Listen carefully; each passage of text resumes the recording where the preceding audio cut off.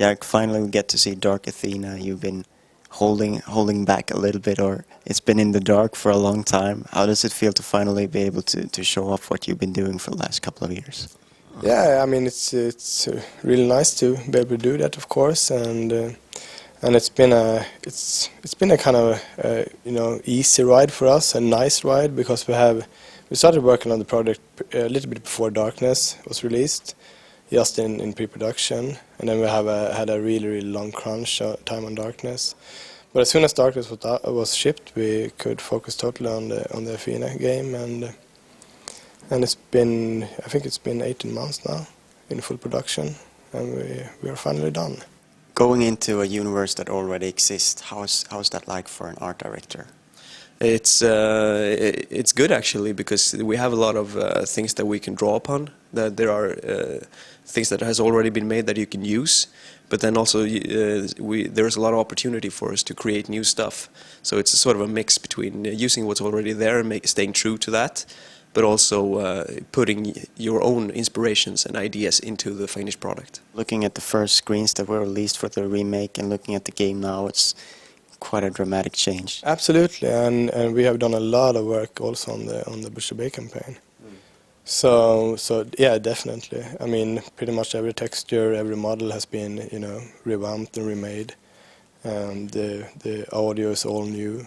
A lot of the level design has been rebuilt and added upon. So yeah, absolutely. I think playing the Butcher Bay campaign again is, even though you have played it before, I think it will be really worth your while. One of the things that you designed for the new game, of course, is the Dark Athena. Can you tell us a little bit about what inspired you there? Yeah, the base for the inspiration for a lot of stuff in the Dark Athena actually started when we designed the ship.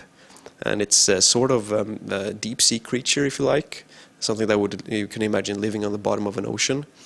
So we took that theme of underwater and insect-like shapes and tried to put that in as many different things as possible. It's in the armor of a lot of the enemies, it's in the health stations. So we get a unified whole and a sense of cohesion in the art design. When you design the weapons, where have you taken the weapon designs? Because it's fairly different from what we've seen in the Riddick universe so far. We're always interested in firearms, of course. The main focus is to create something that looks compelling in the first-person perspective. So that's always a very important thing for us. When we build our stuff, we put it in game as soon as possible and then start working on the weapon. So make sure that when you see it in first person, you're going to get the most out of it, basically. But yeah. And knives are an important part as well. Knives are very important. Anything that's close combat is very Riddick, I would say. What do you feel is the main thing about the Riddick universe that makes it into such a great universe for a game?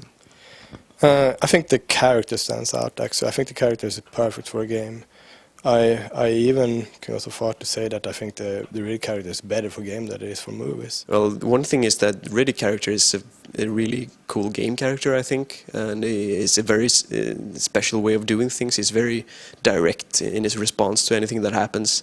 He's a man of few words, which I like, and he's just a very brutal character, and that's always entertaining.